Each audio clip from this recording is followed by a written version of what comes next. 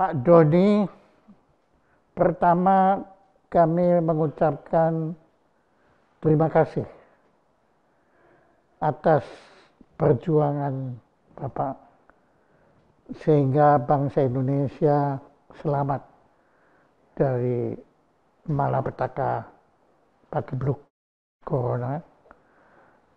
Berkat pimpinan Bapak waktu itu yang dipercaya untuk menghadapi itu, maka kita semua selamat di sini. Pertama kami ucapkan terima kasih. Dan kami juga kagum. Tadi sebetulnya saya tidak mau pakai masker tadinya, ya. Tetapi karena Bapak ternyata tetap bersikeras untuk pakai masker, maka saya harus pakai masker, kalau enggak kualat nanti saya.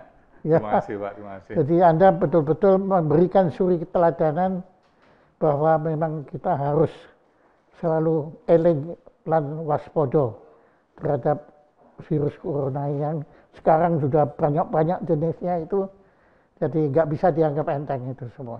Terima kasih.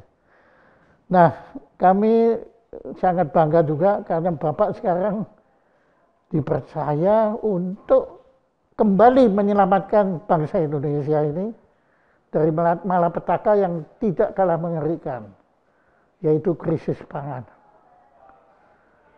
Karena seperti kita ketahui, Bapak Presiden sendiri juga sudah memberikan maklumat pada kita semua bahwa akibat perang Rusia dengan Ukraina itu dampaknya bukan main, macam-macam. Terutama ya yang paling parah adalah distribusi gandum. Itu berat sekali, mengalami kesulitan, harganya melambung, barangnya melangka. Nah, yaitu Bapak ternyata punya satu peluang bagi bangsa Indonesia ini berupa bukan lagi gandum, bukan lagi padi, tetapi sagu. Nah, kenapa kita ini kan bangsa pemakan beras, pemakan nasi. Kalau makan beras enggak, ya makan beras kan ayam kan ya. Tapi kita bangsa yang makan nasi. Apakah kita bisa Pak? Kalau kita harus pindah ke sagu. Nah, mohon pencerahan dari Pak Doni. Silakan. Terima kasih Pak Jaya Suprana dan Pak sekalian. Assalamualaikum warahmatullahi wabarakatuh. Selamat siang dan salam sejahtera untuk kita semuanya. Salam Om Swastiastu, Namo Buddhaya, salam kebajikan. Terima kasih Pak Jaya Suprana yang telah mengundang kami secara pribadi untuk hadir pada acara siang ini di studio Bapak yang sangat megah, dan saya lihat dokumentasinya luar biasa. Saya lihat ini ada catatan tentang kemanusiaan dan lingkungan hidup, dan kebetulan saya juga menjadi bagian dari program yang berhubungan dengan lingkungan hidup. Ya. Terima kasih juga Bapak telah memberikan apresiasi atas semua kerja keras. Sebenarnya bukan saya pribadi Pak, tetapi ini adalah kawan-kawan yang tergabung dalam susunan tugas. Saya tidak mungkin kerja sendirian tanpa bantuan mereka. Ada lebih dari 100 orang, pakar-pakar di bidang epidemiologi, pakar di bidang kesehatan masyarakat, pakar di bidang kesehatan lingkungan, yang jumlahnya itu sangat banyak di bawah pimpinan Profesor Wiku Adhisa Smito. Bukan itu saja, ada tim relawan yang dikoordinasikan oleh Saudara Andre Rahadian yang memimpin lebih dari 30.000 orang relawan yang membantu kita dari awal. Kemudian juga ada tim komunikasi yang semula dipimpin oleh Pak Tommy Suryo Pratomo yang sekarang jadi dubes kita di Singapura, dan juga teman-teman lainnya. Ini luar biasa Pak. Pada awal-awalnya memang terasa sangat berat ya untuk bisa mengintegrasikan semua kementerian lembaga dan komunitas agar kita bisa satu frekuensi sebagaimana yang diharapkan oleh Bapak Presiden. Jadi ini menunjukkan sebuah semangat kolaborasi.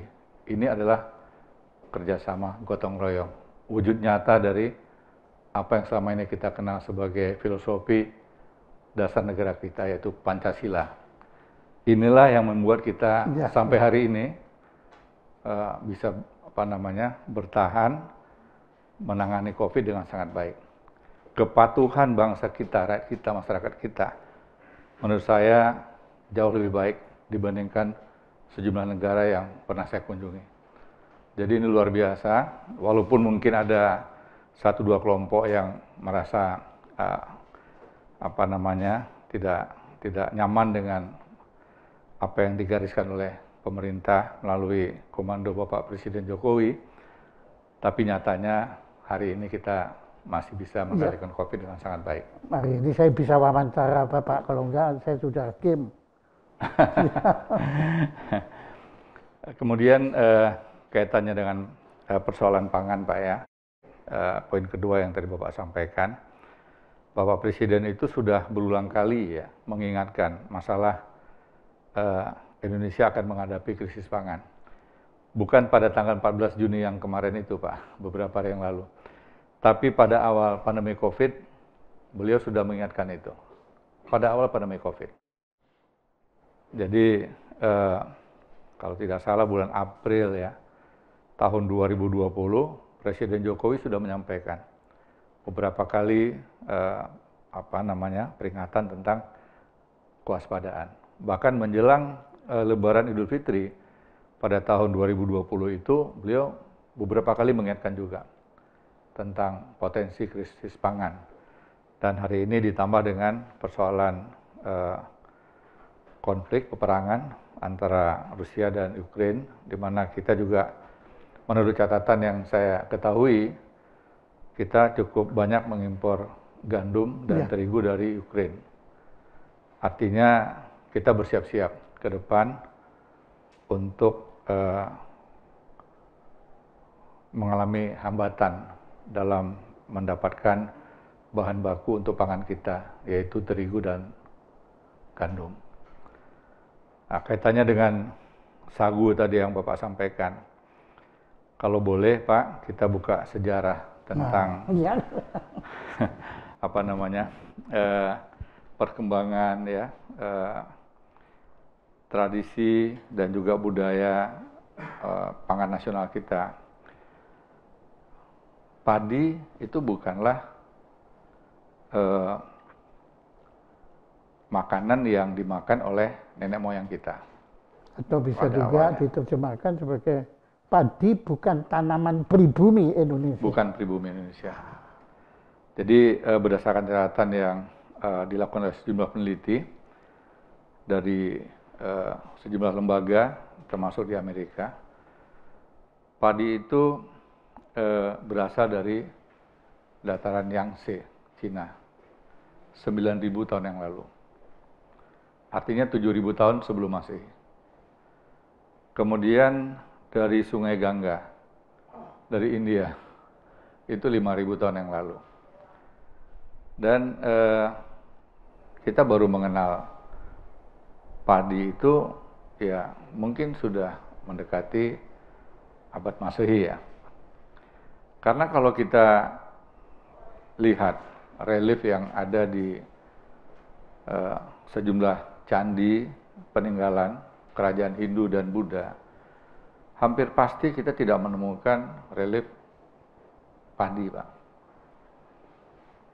Mungkin Pak Jas sendiri. Iya betul, saya baru sadar. Bapak sering berkunjung ke Candi Borobudur kan? Prambanan semua. Prambanan. Pernah nggak Bapak lihat relief ada padi? Nggak pernah. Yang ada jenis tanaman palem kan? Iya. Ya, kelapa, ya aren, sagu atau rumbia ya. Aren ya. Iya, Bapak pasti menemukan itu. Tapi padi tidak ada.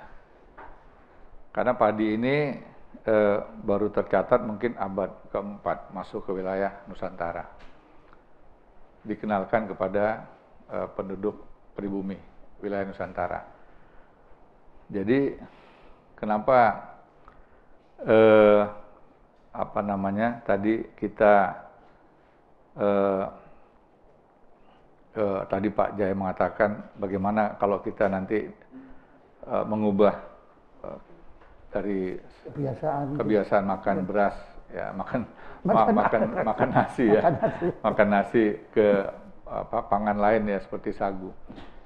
Ya, jadi kalau kita lihat sejarah ya sebenarnya masyarakat itu malah kita dulunya makannya tuh bukan beras. Nasi ya. Iya, bukan nasi. Iya. Ya, tapi makanan lokal kita itu adalah sagu. Oh, sagu. Nah, mohon maaf, apakah ada petilasan masa lalu yang menunjukkan pentingnya sagu bagi makanan kita? Sagu bahasa Jawanya sego ya. Apa? Sego ya. Sego. Orang Jawa Sego. Oh, sagu itu sego. Iya, sego. Jadi maksudnya sego itu sagu. Tapi kita pikir sego itu nasi. Iya. Di Jawa Barat sangu.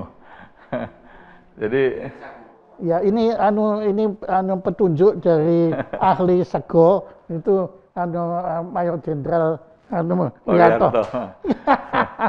Kebetulan hadir juga bersama kita Profesor Bintoro. Oh ya. Pakar sagu dari IPB, Pak. Mana Pak? Ya. Nah, kemudian ada pelaku sagu juga, ada Pak Abo dari Bangka Belitung yang sudah memproduksi sagu untuk diekspor ke sejumlah negara juga. Sudah mulai. Oh, jadi sego ya. Iya. Profesor Bintoro. Prof Bintoro, silahkan Prof. Ya. Yeah. Ini kita baru tahu ini tentang kalau sego itu sagu ya. Ya ampun. Ya. Jadi Bapak berulang kali berkunjung ke Candi Borobudur, ke Prambanan. Hampir pasti Bapak tidak akan menemukan padi. Iya. Ya. Tapi Bapak melihat ada relief-relief ya berupa pohon palem. Itu adalah kelapa, aren, dan sagu. Jadi bangsa kita, kalau dilihat dari sejarah, konsumsinya adalah sagu, Pak. Saya pada saat masih kecil di Aceh, masih menikmati makanan-makanan yang berasal bahan bakunya dari sagu. Bahkan kami mengenal ada buah rumbia. Buah rumbia itu dimakan seperti rujak gitu, Pak, dengan campuran gulai peliu. Peliu itu apa ya, kelapa tua yang dibuat menjadi salah satu makanan lokal untuk Aceh. Ya, jadi saya pikir bukan hanya di Papua, di Indonesia Timur, ya, tetapi di Pulau Sumatera cukup banyak, bahkan di Riau sendiri cukup banyak pohon sagu, dan beberapa komunitas masyarakat di Riau juga sudah mulai ekspor ke negara tetangga, terutama Malaysia. Bagaimana Pulau Jawa, Pak? Pulau Jawa, ya kalau Candi Prambanan, Candi Borobudur, itu reliefnya adalah tanaman palem, antara lain ya tadi sagu, kemudian aren dan kelapa. Otomatis, karena posisi candinya ada di Pulau Jawa, mungkin ribuan tahun yang lalu, sebagian besar daratan Pulau Jawa ini juga ditanami dengan tanaman. Nah, kenapa kok kita sekarang yang ada di Pulau Jawa ini, menurut saya, ya, itu nggak kenal makanan sagu, Pak. Bagaimana terjadi transformasi peradaban itu, Pak? Transformasi pangan dan juga budaya ya. Jadi ya kita lihat dalam proses perjalanan waktu mungkin lebih mudah ya orang mengkonsumsi makanan padi, beras ya, dari beras ini dibandingkan dengan sagu, Pak. Ya, dilihat dari aspek kemudahan. Tapi harusnya saat ini dengan teknologi yang ada, kita tidak sulit lagi untuk memproduksi sagu. Jadi pohon sagu ini bisa tumbuh di daratan yang berair, yang rawa, itu usianya bisa mencapai 8 sampai 12-13 tahun. Kalau sudah di atas 10 tahun, biasanya itu batangnya akan mengalami pengurangan pati sagunya. Dan setelah usia 14 tahun, mungkin 13-14 tahun, itu langsung dia mati, Pak. Jadi apa? Nah, ketika dia tidak lagi hidup, mati gitu, nanti membusuk. Nah, kemudian di sekitar rumpun pohon sagu itu secara otomatis tumbuh. Oh. Jadi dia ibarat seperti pisang ya. Pisang itu tunasnya tumbuh sendiri. Jadi kalau kita menanam sagu satu batang, akhirnya berkembang menjadi lebih banyak tunas, itu bisa untuk seumur hidup, bisa untuk sepanjang zaman, selama kita masih bisa merawat lingkungan agar tidak kekurangan air ya di kawasan itu. Ada satu batang pohon sagu yang ditanam Bapak Presiden Jokowi di daerah Meranti, satu batang. Saat kami berkunjung pada tahun 2019 yang lalu, itu pohon sagunya sudah belasan batang tunasnya. Jadi satu batang sagu itu bisa berkembang menjadi belasan, bahkan mungkin juga bisa lebih dari 20 batang. Jadi itu seperti kalau dalam pewayangan itu Pak Wiyarto itu jagonya wayang, itu seperti Aji Chandra Birawanya Prabu Salyo yang kalau mati satu tumbuh 1000. Iya. Nah, satu batang sagu ini dengan ukuran beratnya mencapai ada yang 1 ton bahkan lebih ya, itu bisa menghasilkan pati sagu itu 100-200, bahkan ada yang lebih dari 200 kilogram tepung sagu. Nah, iya. Satu batang. Iya. Jadi menurut Pak Doni, jadi sebetulnya kalau andai kata seluruh Indonesia ini bercocok tanam sagu, itu dimanapun dia bisa tumbuh? Tidak semua daerah bisa tumbuh sagu. Nah, syaratnya apa, Pak? Ya, jadi sagu ini tumbuh di dataran rendah, kemudian kawasan yang berawa, berair gitu, dan itu tumbuh dengan baik. Ya, ada beberapa jenis sagu mungkin yang relatif lebih tinggi, tetapi mungkin prosentasenya tidak terlalu besar. Nah, kalau kita lihat sebaran sagu saat ini, paling besar itu di Papua. Papua itu 4,7 juta hektar. Kemudian Papua Barat sekitar 500 sampai 600 ribu hektar. Nah, kemudian di wilayah Maluku, Maluku Utara, kemudian di Sulawesi, ya, Kalimantan, Sumatera, itu bisa puluhan ribu hektar. Hanya memang data yang konkret ini masih belum optimal, sehingga mungkin kita perlu untuk bekerja sama dengan sejumlah lembaga, 8 mungkin, yang bisa melakukan penelitian agar sebaran sagu ini bisa lebih akurat. Tapi yang pasti itu di Indonesia bagian timur. Oke. Nah, saya juga dengar dari Pak Wiyarto bahwa Republik Rakyat Cina itu sudah memaklumatkan kebutuhan atas sagu ini untuk menggantikan peran beras sebagai bahan dari mie mereka. Apa betul itu, Pak? Saya pikir sangat benar ya.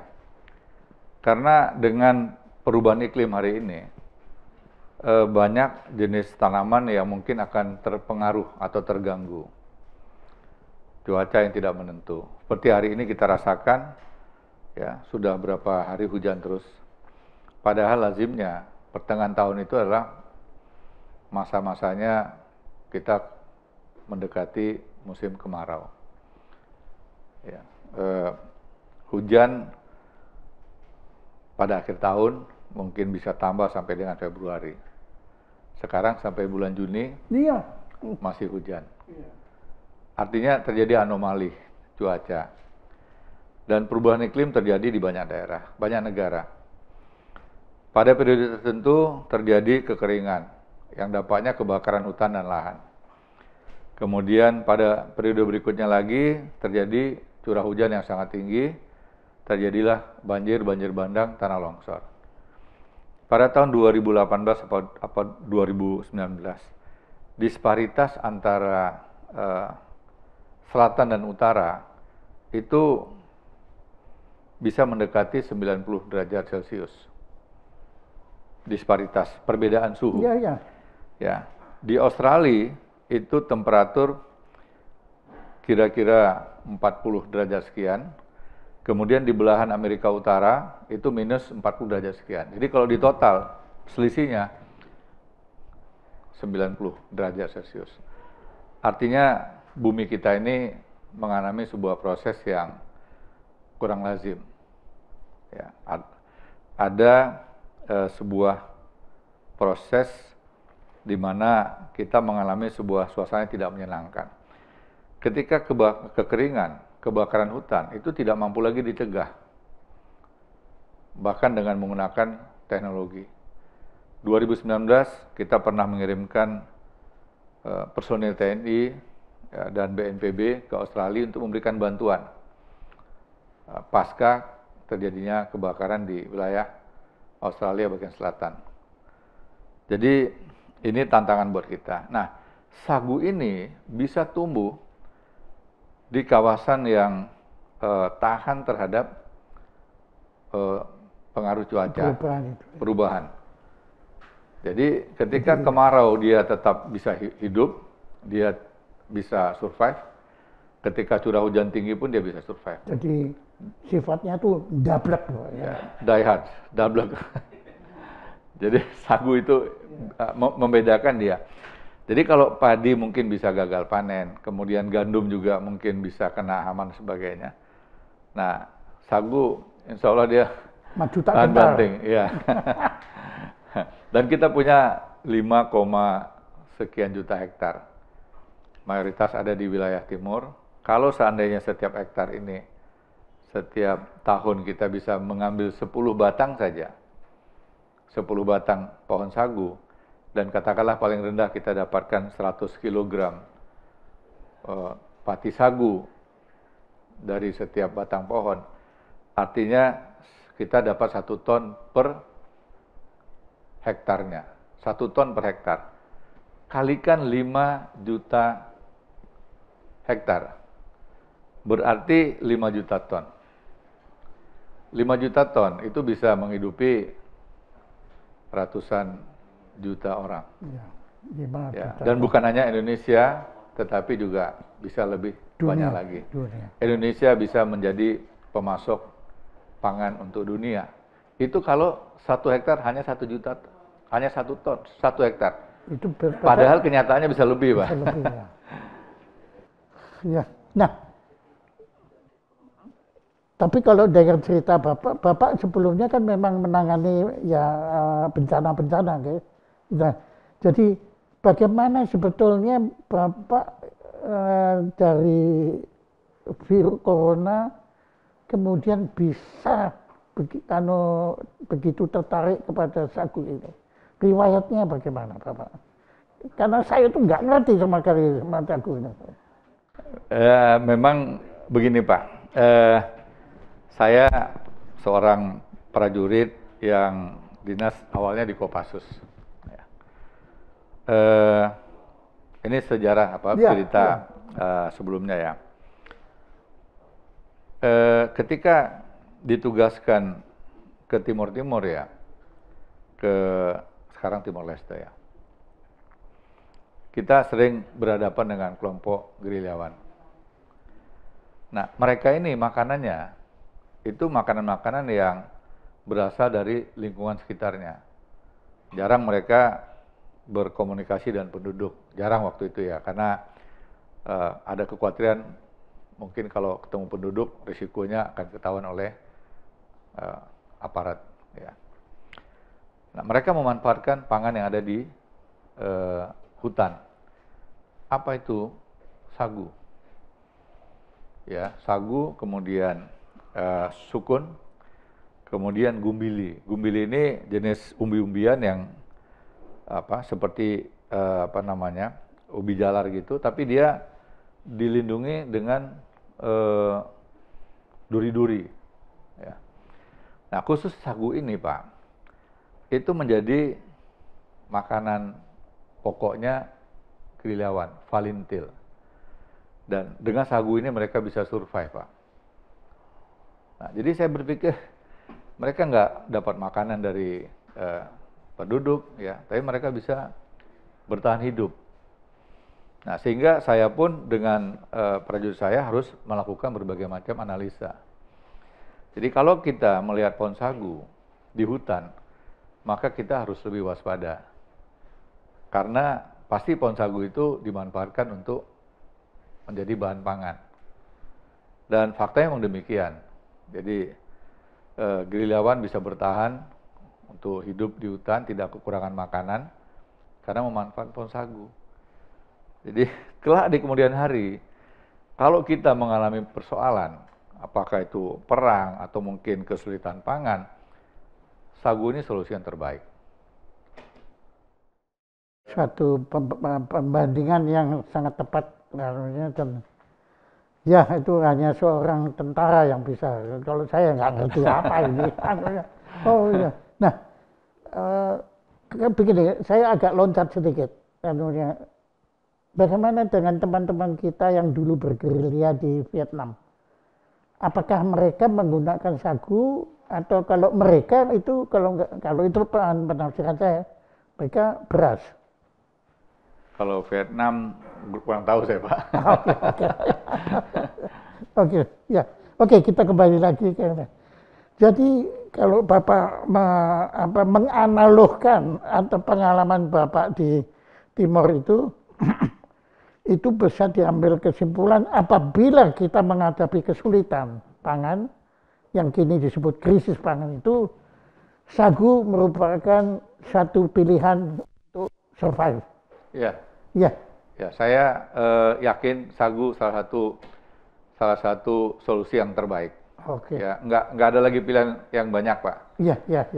Selain sagu, ada beberapa jenis umbi-umbian ya, talas, ketela. Tapi dengan jumlah sebaran sagu yang mencapai lebih dari 5 juta hektar, harusnya ini membuat pilihan kita utama. Ya, menjadi pilihan. Pilihan utama. Ya. Nah, di belakang Bapak kebetulan kita tadi ngomong teori.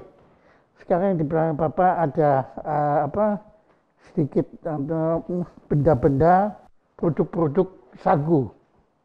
Ini coba ada siapa yang bisa ke sini pemiliknya? Iya. Ini dari timnya Pak Halim ya. Pak Halim. Oh, adiknya Pak Halim ya. Ini saya kenal mereka ini Pak tahun 2015. Saat saya bertugas di Maluku menggantikan Pak Wiarto sebagai Panglima Kodam. Ya. Jadi sejak 2015 inilah saya mendapatkan banyak sekali masukan-masukan dari Pak Halim Kasdi ya, bahwa sagu ini sebuah potensi yang luar biasa, ya. Dan mereka sekarang sudah bisa mengolah tepung sagu menjadi produk-produk yang lebih lebih mudah dikonsumsi. Iya. Ada beras sagu, mie sagu, ya, kemudian kuitiau sagu. Jadi sebenarnya sagu ini bisa dibuat begitu banyak variasi. Oh, kuitiau sagu ada kuitiau sagu. Oh. Ya, termasuk juga kue-kue ya, kue-kue gitu ya. Rendang sagu ada enggak, Pak? Nah, ini yang perlu disiapkan nanti. Nah, coba ada yang bisa menjelaskan apa yang Anda sedang lakukan? Perkenalkan, saya Lacey dari PT Gali Sagu Pangan. Kebetulan abang saya Halim lagi keluar kota, jadi saya datang untuk menggantikan. Di sini kita ada bawa sagu dari Papua ya. Jadi beras sagu ini dengan varian nasi goreng pedas, kare, kemudian uduk. Jadi kalau yang biasanya sudah pernah makan, butiran sagunya ini mirip sekali dengan beras shirataki. Butirannya seperti nasi, tapi rasanya lebih kenyal ke shirataki gitu. Oh, itu ada bumbu-bumbunya sudah ya? Sudah ada bumbunya. Ya kayak super mie, ini super sagu. Gitu. Kalau bapak-bapak, ibu-ibu pernah coba sagu ya, biasanya umumnya tidak lebih dari 50% sagunya. Cuman kalau untuk beras sagu kami sudah 80% beras sagu. Komposisinya. Jadi sagunya itu 80%, berasnya 20%. Berasnya itu beras masih ada beras sagu. Jadi artinya masih ada komposisi berasnya 20%. Itu memang selalu ada campuran begitu. Kalau 100% sagu masih belum ya? Kemarin kita masih tahap R&D ya, jadi sementara bisanya 80%. Karena kalau misalkan 100%, kemungkinan teksturnya bahkan lebih lengket gitu. Jadi tidak bisa lebih butiran nasinya gitu. Nanti kalau panas dia jadi bubur, Pak. Iya. Nanti jadinya ke papeda, Pak. Iya.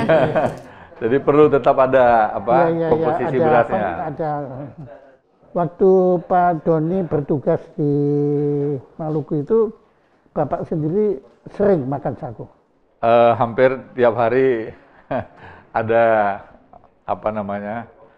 ada papeda, ya. Dan setiap ada acara pasti papeda, ya. Tapi kan sekarang dengan teknologi yang ada bisa ditingkatkan varietasnya. Jadi ada beras sagu, mie sagu. Jadi kalau selama ini kita hanya mengenal sagu itu untuk papeda, ternyata sagu ini begitu banyak variasi yang bisa dibuat, Pak.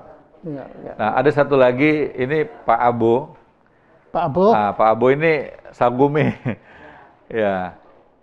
Ini produknya udah lebih maju lagi, Pak. Oh.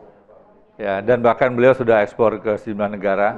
Jadi Pak, mari Pak, bisa nggak tolong oh ini sagu mie, ya ini, ya.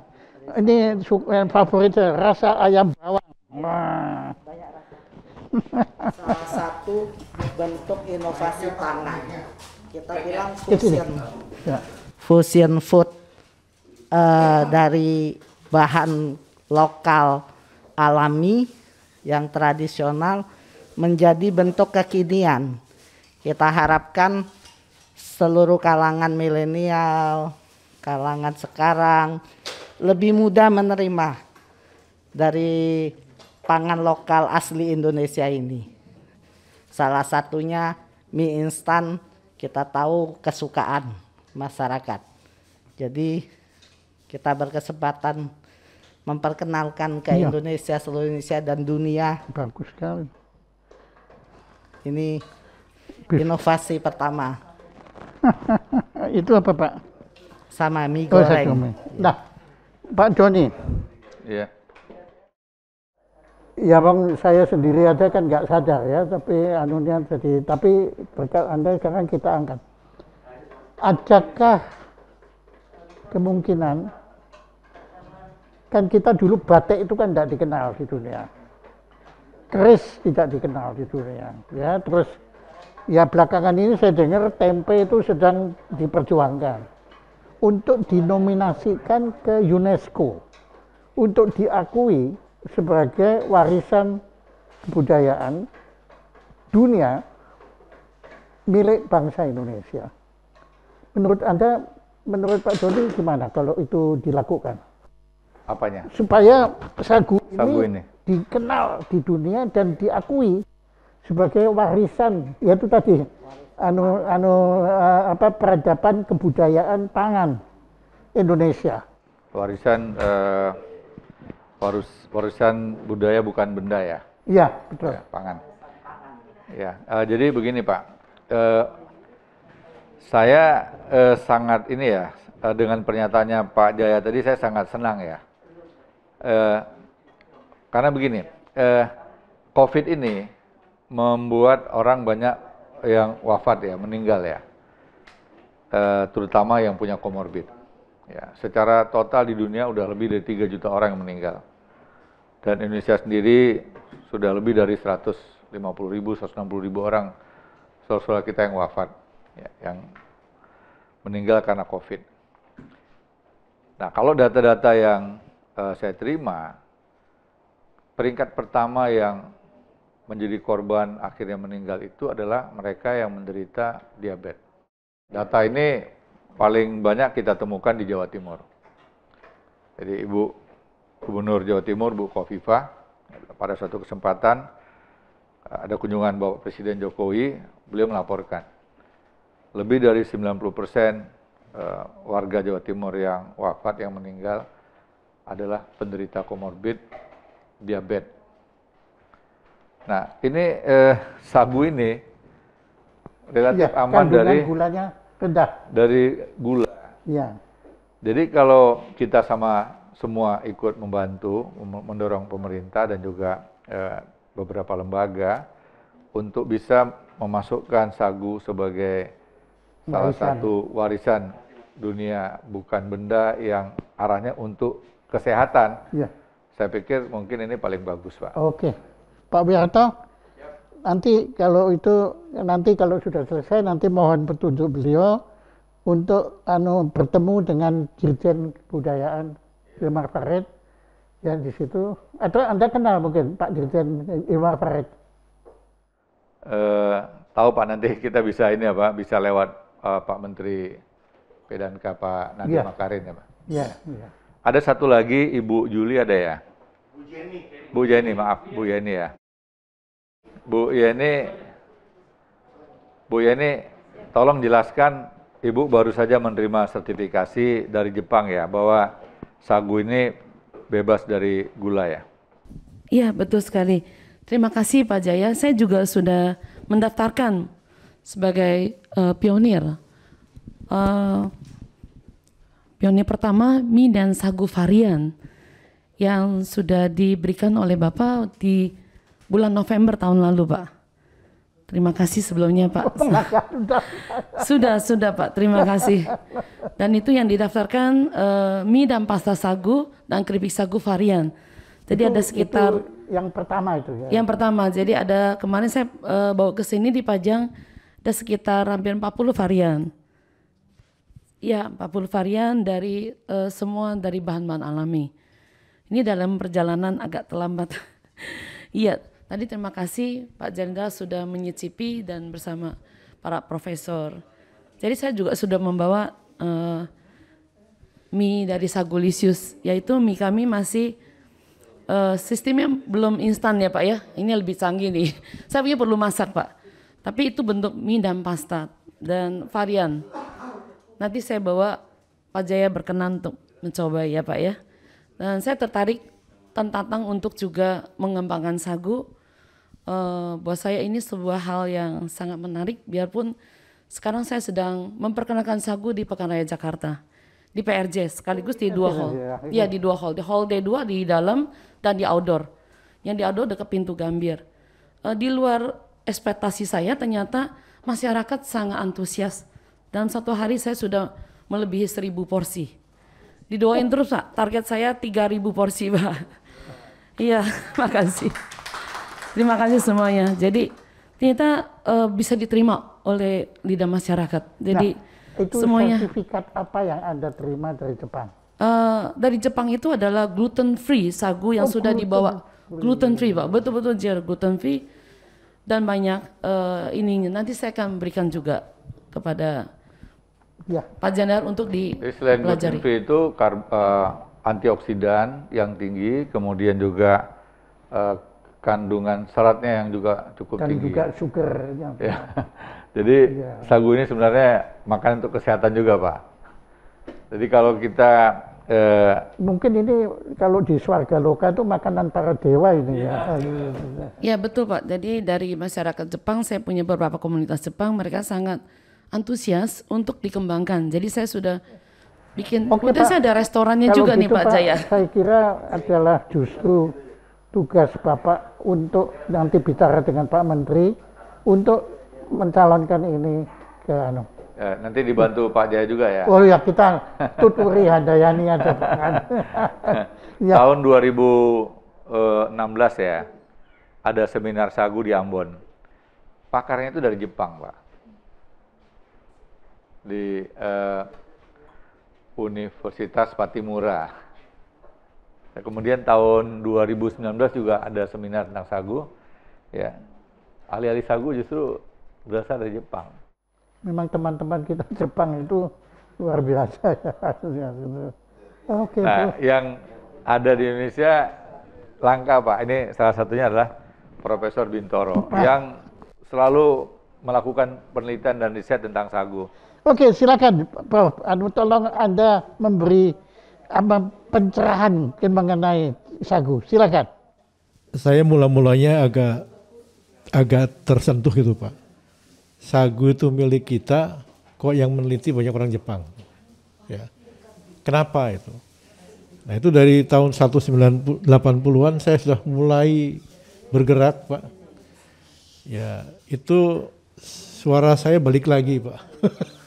Karena banyak yang meninggalkan sagu gitu ya. Nah alhamdulillah sekarang ada Pak Abo, ada Pak Halim, ada Bu Yeni sudah mulai bergerak ya. Nah di Ambon, di Papua udah mulai bikin kue-kue gitu Pak. Pak Jaya sendiri pernah bikin muri di Riau Pak. Ada 369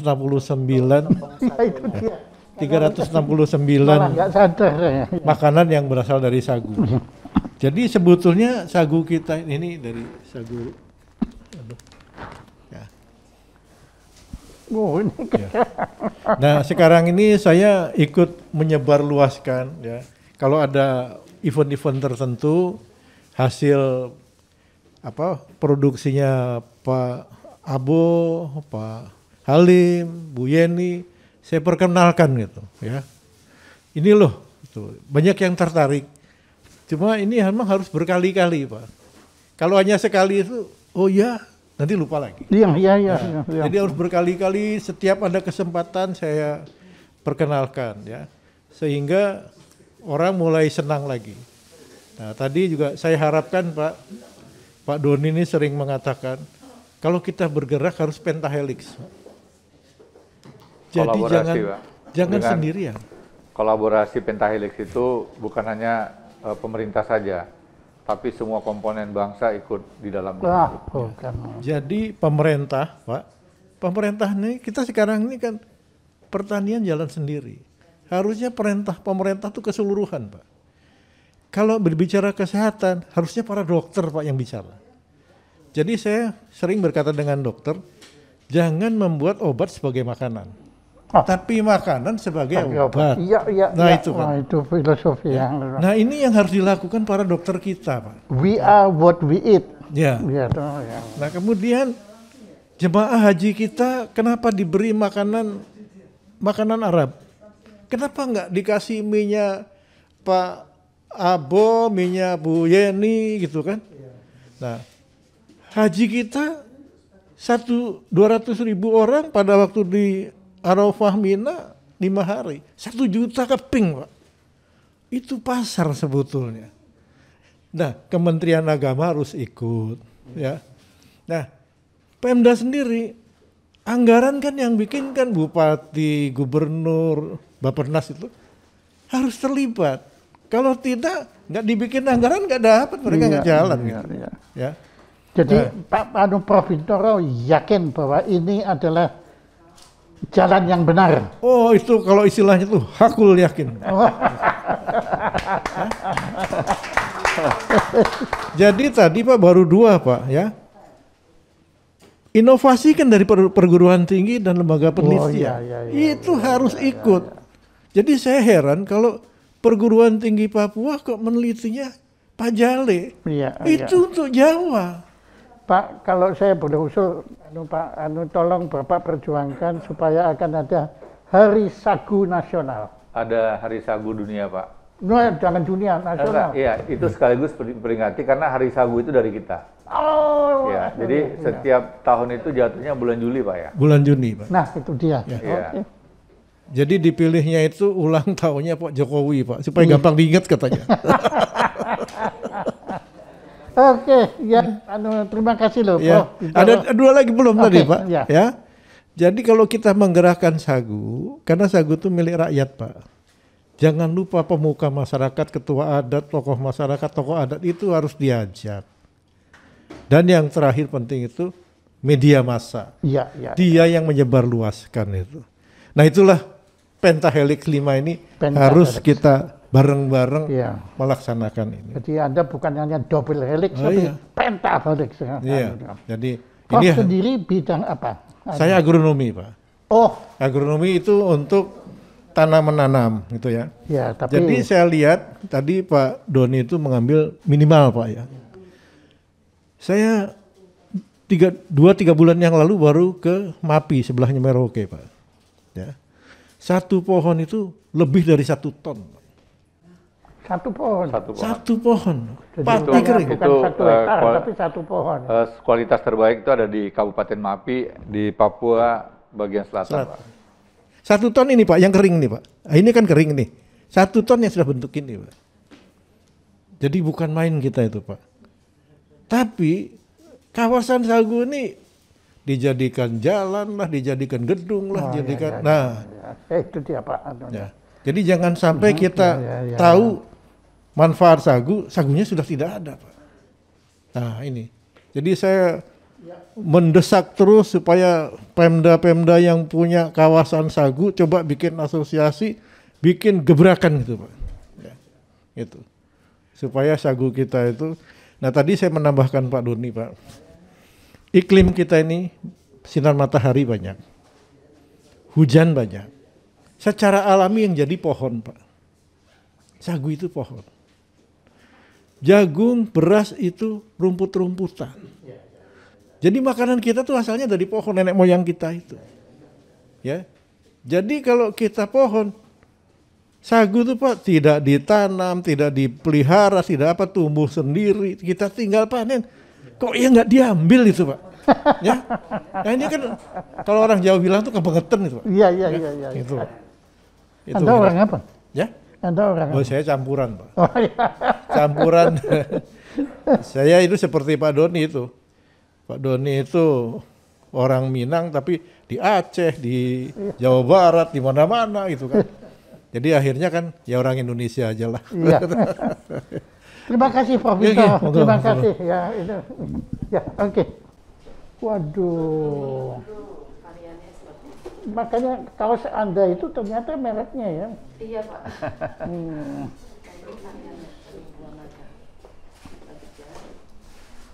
Buah naga. Kunyit, kelor. Kunyit. Iya betul. Kelor. Spirulina. Ya ini spirulina. Ya ampun. Baru begini aja sudah kepengen makan ini. Sudah ada matangnya Pak. Ya. Nah ini lasanya dan keripik Pak. Nah, ini, Oh. nah, ini makaroninya. Ya Nah ini ampun. sama juga. Jadi saya bisa bikin yang banyak varian termasuk jadi dessert Pak. Anda ini jangan-jangan reinkarnasi orang Itali ya. Dan anunya kok ahli pas. Ini Anda pakai topi apa itu? Topi Papua. Topi ya. Ini ada topinya. Oke. Ya, oke. Waduh, ini dia. Sudah jadi orang Papua ini. Iya, saya orang sagu. Pak Doni, terima kasih sekali. Prof juga terima kasih sekali. Tadi teman-teman semua. Saya baru tahu dan kita baru tahu betapa pentingnya sagu ini. Bukan hanya untuk Indonesia, tapi bagi umat manusia. Nah, dengan kedangkalan pengetahuan saya, tentu saya belum mengajukan pertanyaan-pertanyaan secara lengkap. Apa yang menurut Pak Doni, apa yang belum saya tanyakan, tapi menurut Pak Doni sangat perlu untuk dijelaskan mengenai sagu ini. Kita harus bersama-sama untuk bisa mengkonsumsi sagu, Pak, di setiap rumah tangga. Kalau ini bisa kita lakukan, maka untuk masa depan, ketergantungan kita terhadap kekurangan lahan pertanian itu bisa teratasi dengan sagu. Karena lahan pertanian ini akan semakin dibutuhkan, akan semakin bertambah apabila jumlah penduduk kita semakin banyak. Otomatis kebutuhan pangan yang berasal dari beras itu juga semakin meningkat. Nah, namun kalau kita mau sebagai sebuah bangsa untuk bisa menjaga keseimbangan, maka secara bertahap kita mulai mengkonsumsi sagu secara bertahap. Ya. Kalau mungkin belum merupakan makanan pokok, ya mungkin dengan makanan yang sifatnya makanan pelengkap ya, kue, ya, kemudian roti. Jadi bahan bakunya sagu semua. Nah, otomatis ekosistem ekosistem tanah air kita itu akan terpelihara. Ya, jadi dengan jumlah lahan pertanian sekarang ini bisa kita jaga dan kita pertahankan hutan sagu kita jangan berubah fungsi, maka ke depan ketergantungan kita terhadap pangan juga sudah bisa kita jadikan keseimbangan, terutama tadi impor gandum. Ya. Tiap tahun itu kita impor gandum dan terigu, kalau tidak salah data dari BPS itu mencapai lebih dari 3 miliar US dollar. Impor. Ya. 3 miliar US dollar itu setara kira-kira dengan nilai ya 50 sampai 60 triliun rupiah per tahun. Ya. Dan ke depan sangat mungkin gandum dan terigu akan berkurang. Jadi harganya juga meningkat. Ya. Harga meningkat dan pasokannya juga mungkin akan terkendala karena perang antara Rusia dan Ukraina. Otomatis dari sekarang kita harus siapkan diri ya untuk menghadapi perubahan-perubahan yang terjadi dan kita harus kembali menggemari tanaman atau makanan lokal kita. Ya, pangan lokal, sagu. Sagu hanya bisa tumbuh di wilayah tropis dan mayoritas di negara kita, di wilayah Nusantara ini.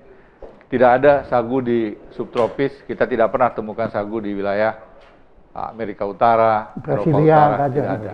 Adanya di Nusantara. Afrika juga nggak ada, Pak? Afrika mungkin ada, tapi jumlah tidak sebanyak kita. Jadi sebetulnya memang sagu ini merupakan anugerah dari Yang Maha Kuasa kepada bangsa Indonesia ini. Dan seharusnya kita jangan menyia-nyiakan anugerah. Jangan sia-siakan, Pak. Leluhur kita, nenek moyang kita yang membangun candi Prambanan, candi Borobudur telah memberikan sebuah bukti sejarah bahwa mereka dulu makan sagu. Bukti sejarah. Iya, betul. Peninggalan sejarah. Tidak bisa ada yang bisa merubahnya. Tidak bisa dibantah itu. Ya, tidak bisa dibantah. Ya, terima kasih Pak Doni, dalam waktu singkat tapi Anda sudah meyakinkan kita betapa pentingnya perhatian kita terhadap sagu ini. Ya, karena ini bukan hanya menyelamatkan bangsa kita tapi bisa menyelamatkan umat manusia. Terima kasih sekali Bapak memaparkannya betul-betul dari lubuk sanubari Anda, bukan sekedar teori, tapi Anda alami semua itu, terutama tadi waktu Anda di Timor, melihat teman-teman kita dulu yang berjuang bergerilya itu bertahannya dengan sagu. Saya nggak tahu ya, bagaimana dengan Jenderal Sudirman. Jenderal Sudirman berada di wilayah operasi di Pulau Jawa bagian selatan dan daerah yang relatif sangat subur dan sebagian besar adalah persawahan. Jadi makanannya tidak kurang dari beras dan nasi ya. Dan juga masyarakat pedesaan kan ikut membantu. Manunggal ya dari situ. Oke. Baik. Pak Doni, kami ucapkan sekali lagi terima kasih dan saya ucapkan juga selamat berjuang Pak untuk menduniakan sagu dan mensagukan dunia. Dengan penuh kerendahan hati kami mempersembahkan terima kasih dan penghargaan kepada Letnan Jenderal Purnawirawan Dr. Honoris Doni Monardo yang telah berkenan menjadi narasumber utama pada gelar wicara Jaya Supranacio dengan tema Sagu sebagai sumber pangan dunia. Tepuk tangan.